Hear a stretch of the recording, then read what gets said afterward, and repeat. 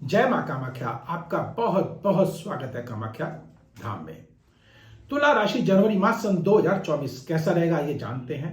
और सर्वप्रथम आपको 2024 नूतन वर्ष की बहुत बहुत बधाई हो। यह नूतन वर्ष आपके लिए मंगलमय हो, आपकी मनोकामनाएं पूर्ण हो। इसी कामना के साथ आइए आगे बढ़ते हैं और जानते हैं कि तुला राशि में इस माह क्या होने जा रहा है, क्या शुभ है क्या अशुभ है, और जो अशुभ है उसको शुभता में कैसे बदलें।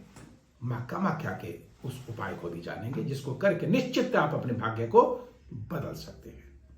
तो आइए आगे बढ़ते हैं और जानते हैं कि तुला राशि में जो शुक्र देव हैं वह द्वितीय भाव पर बैठे हैं, बुध देव के साथ बैठे हुए और लग्नेश के स्वामी होकर के और द्वितीय भाव पर अर्थात धन भाव पर बैठे हैं। और शुक्र का संबंध स्त्री से भी होता है और शुक्र का संबंध सुंदरता से होता है और ऐशो आराम की वस्तुओं से भी होता है। अर्थात निश्चित है आप भोग विलास की वस्तुएं आपके पास अवश्य आएंगी।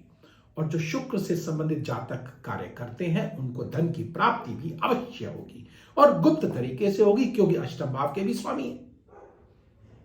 साथ में बुध देव बैठे हुए हैं तो बुध देव भाग्येश है, अर्थात भाग्य के द्वारा आपको धन की प्राप्ति निश्चितता इस माह अवश्य होती हुई दिखाई दे रही है। और आइए आगे बढ़ते हैं और सूर्य और मंगल देव की अगर बात करते हैं तो तृतीय भाव पर है और मंगल देव अर्थात द्वितेश जो है वह धन भाव पर तृतीय भाव पर बैठे हुए हैं। तो पराक्रम के द्वारा अर्थात आपको लाभ अवश्य होगा और आपके मित्रगण आपकी मदद अवश्य करते हुए दिखाई दे रहे हैं। आपको सम्मान, प्रतिष्ठा, यश, और आप विदेश भी आप जा सकते हैं। यहीं से ही सूर्यदेव भाग्य स्थान को भी देख रहे हैं, मंगलदेव भाग्य स्थान को भी देख रहे हैं, अर्थात भाग्य में भी वृद्धि आपकी होती हुई दिखाई दे रही है। लेकिन ध्यान रखिएगा राहु देव छठे भाव पर बैठे हैं तो आप अज्ञात शक्तियों के अर्थात अदृश्य शक्तियों के शिकार भी आप अवश्य हो सकते हैं। कोई ऐसा शत्रु आपको घात भी दे सकता है और आप रोग भी ऐसा जो कि आपको कई बार मेडिकल साइंस में हम देखते हैं कि हमको तकलीफ होती है, लेकिन मेडिकल में या यूं कहें कि एक्सरे कराते हैं तो कुछ नहीं निकलता। ये स्थिति भी पैदा हो सकती है। अगर ऐसी स्थिति बन रही है तो घबराएं नहीं।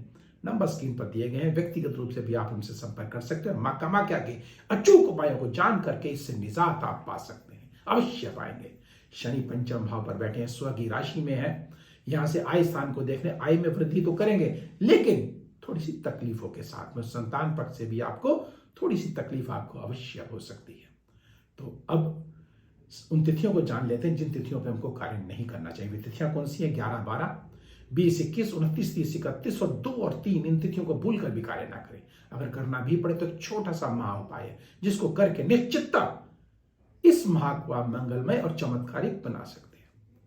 काम्या सिंदूर का नाम आपने सुना ही होगा और काम्या सिंदूर को आप चमेली के तेल में डाल करके माथे पे लगाना शुरू कर दीजिए और एक मंत्र है छोटा सा, क्षौम ओम ओम उह ठ ठ। इस मंत्र का जाप आप एक माला कर ले, फिर देखें चमत्कार।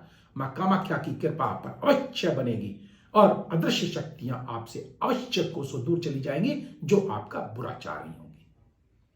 अर्थात आप अपने वातावरण को मंगलमय बनाने के लिए इस उपाय को आप कर सकते हैं और निश्चित अपने भाग्य को चमका सकते हैं।